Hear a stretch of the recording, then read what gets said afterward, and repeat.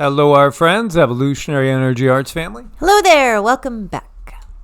Hello, guys. Just a quick update on a few things that seemed of interest, and let's start over here. We see Norad fighter jets intercept high-altitude balloon over Utah. CBS News reports NORAD fighter jets intercepted a small balloon, they say the size of a microwave, over Utah, but at an altitude of 43,000 to 45,000 feet earlier. So NORAD was tracking this. Again, the obvious question comes to mind because we automatically think of the Chinese balloons from before. Some sort of surveillance, perhaps. It's not the first time. Utah is the home of the Utah Test and Training Range, host to a variety of training and testing missions for the Air Force, Army, and Marine Corps. Could that have anything to do with it? It was seen over Colorado earlier in the day. A sign of the times, and I think it's getting to be pretty obvious to many, many people that conflict is getting closer.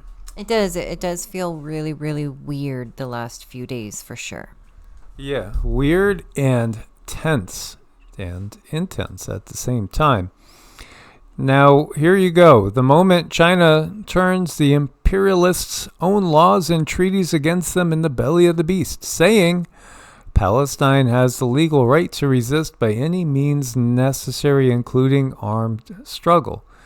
And again, there's many others that have put out comments there, depending on whatever their viewpoint is flavored by. I've seen comments from, making it sound like China is being anti-Semitic, to all sorts of things, people applauding, people criticizing, and people saying, is China about to get directly involved? Because they have been on the sidelines, so to speak. Yeah, that looks kind of weird too.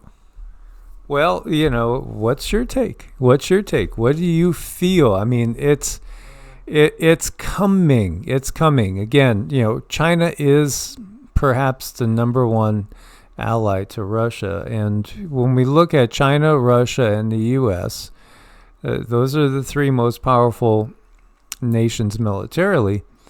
And which one's in first place now is a big question that I'm not sure, if you would get people to have a consensus on at this point in time.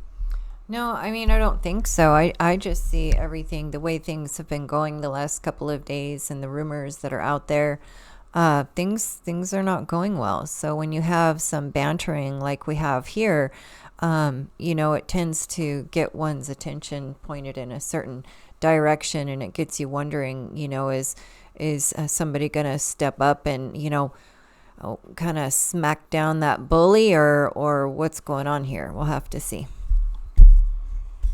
Well, what's happened in the past is Israel's been able to do kind of anything without any sort of retaliation of any major significance in the bigger scheme of things, from whether it's Israel striking, obviously, into the Gaza Strip, Lebanon, Syria, into Iran at times. It really hasn't been the case where they had to worry about huge reprisals coming back. But this is something totally, totally different. And Netanyahu has basically said he's going to do whatever he wants and doesn't care what the international community thinks. This is all part of the script, of course, and it is playing out exactly as anticipated. Here we are, February 23rd, 2024, and we're getting very close to the eclipse. We're getting very close to the timeline that we got back in December of 2022, when the guides showed Cindy what looked to be conflict going on here in the U.S., and they gave her 1.5 years. And that was back in December of 2022. So that would take us, and that was I want to say it was December 7th to 10th, somewhere in that range, when we got the information, and then we ended up sharing it within a day or two with everybody. So again, that takes us into that May-June timeframe, and then recently we got information that on this timeline that we're on right now, there appears that there will be a significant strike of the U.S. striking Russia, Russia striking the U.S., and the term that Cindy got from the guides was China will mop up. And this really, we can see it all kind of laying out here. So if that is going to be going on in a direct confrontational way in just a matter of a few months, maybe 3 months-ish, somewhere in that range, but before summer, then all this seems to just kind of be pointing that timeline is still in play. So again, I would reiterate that we should all try to do everything we could do to keep awakening people as much as possible and try to avert the timeline. Well, I mean, I look at things and it just seems like the greater control structures, they're going to do what they're going to do. And when we're in that situation where we don't feel like we have a lot of control, what we can do is mind how we behave, mind how we react, mind how we treat other people, mind how, if things do get really rough, how are you going to take care of your family? So basically it's just, keeping our side of the street clean, because we, and hoping maybe if we can build enough light, maybe we can alter that timeline. But I think it's just important to really hunker down and be sure that we're ready and be kind to one another. Build that light, make that light grow. So here we have AT&T claims the outage was not caused by a cyber attack after we had some sources saying that it was caused by a cyber attack. And in fact, we did get a confirmation from somebody in law enforcement that we know that is a friend of ours, that they were informed that it was a cyber attack and that a patch has been put in place. So, again, basically you can't trust any official sources. Now, a nursing student, Laken Riley, did not know the suspected killer, Jose Ibarra, who ended up taking her life. She was a student at the University of Georgia, and that person that killed her was an illegal immigrant, another illegal migrant. Now, there's been an awful lot of attacks going on and incidents in just the last few days with illegal migrants. It's definitely gone to a different place, and as we shared, the feeling that I think speaking for myself, I felt that they are getting antsy, and that they've been waiting for some sort of go sign, and maybe some of them are going ahead of schedule. Or it could be that it's just a little bit of their organized chaos. We, again, send out our prayers to the family and to Laken. We do believe that when somebody is passed on, your prayers and positive attention absolutely can help them to process and help them to come to terms with what's happened. As those of you that are regulars know, I have yet to find a person that's passed on that Cindy cannot reach out and find what's happening with them. And we do this all the time. This is one of the things we do when it comes to energy work. And besides energy work and Vedic astrology charts, absolutely connecting people to their guides and also to loved ones that passed on is something that she is gifted with the ability to do. So, again, we see what happens firsthand when people pass on, and when they pass on in this type of manner, it could definitely be traumatizing for the spirit. Well, it can be, and it's just really important for people to keep in mind that energy, those positive vibrations, that positive frequency you send to someone, they can glean from that, and that can give them strength. It can give them understanding. It gives them light so that they can see what's going on, and they can see what they need to do. Sometimes when someone is harmed in this manner, it can take a little while before they can really break out of that bubble of not understanding. But the more energy they have, the more light, the more frequency they have, the quicker they can, it's a strange word, but ground themselves and figure out what they need to do next. It's sad. Anything like this is so sad. Yeah, it's very sad. And, again, this is a big part of who we are and what we do. One of our neighbors who had a grandson that decided to kill himself, and we knew the grandson as well, and the young man was, I think, looking to let his grandfather know that he was there.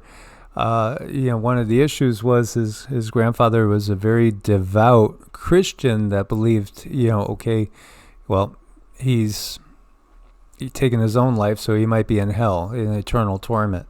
And that wasn't the case. He was not in hell. He wasn't in eternal torment. There is no such state as far as consciousness moves through worlds as a natural progression. There are many, many different realms, many different worlds, and nobody is ever assigned to an eternity in a hellish state. When people die on the battlefield, when people take their own lives, when people are really dominated by drugs, and things like that, both legal and illegal, that can cause a cloudiness that can take sometimes years, even decades of Earth time to process. In fact, again, there are still soldiers on Civil War battlefields that haven't been able to go through the normal process because of the trauma. And this is why the system causes traumatic deaths, because it traps people. It can trap souls in what you might view as a gray purgatory type of state, where they're just they're not able to go through a normal life review and move on to the next thing that they're going to do. And so, again, we send our positive intentions and prayers out to her that she may be able to process and move on. It will definitely help her. Absolutely. So again, thank you guys for that as well. A stomach virus known as the norovirus is spreading across the northeast region of the United States, according to the CDC. Absolutely. We see, I was reading a lot of different comments and people going through these things, and there was one consistent line, unfortunately, or fortunately, depending on how you're looking at it. I noticed a lot of people saying, well, first they had COVID, then they had this, now they got the norovirus. The common centerpiece is there's immune systems that are not functioning properly. If you build up your immune system, again, work on building your immune system. Work on detoxing daily. This is a toxic world. And yet, what do we do? Well, we're just taught. What do you got for me, Doc? Can you write me a script? Well, when we're looking at things like a stomach virus, we have to keep in mind that there could be some sort of acidic issue in the stomach. Maybe somebody is on antacids or they're on some type of stomach thing, and their stomach isn't able to kill all those really yucky bugs in there. So make sure that your stomach acids are healthy. The stomach is really so key to the immune system, because that's where rubber meets the road. That's where when everything goes into your body, that's where it's taken care of, or it's sizzled out, or it's made sure it's not able to live. So if you're on antacids or something, then that could really set you up for a problem. So you want to make sure your tummy juices are in good shape. Absolutely. Yeah, again, build the immune system and detox daily. Another fire at a metallurgical plant in Russia. Explosions occurred in Lipetsk, according to eyewitnesses, tracked by Ukrainian drones. There's been a lot of explosions and things in Russia.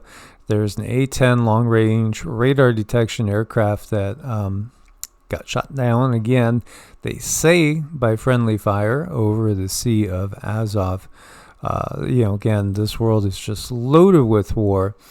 And then the other thing it's loaded with is corrupt politicians that are doing the will of the few.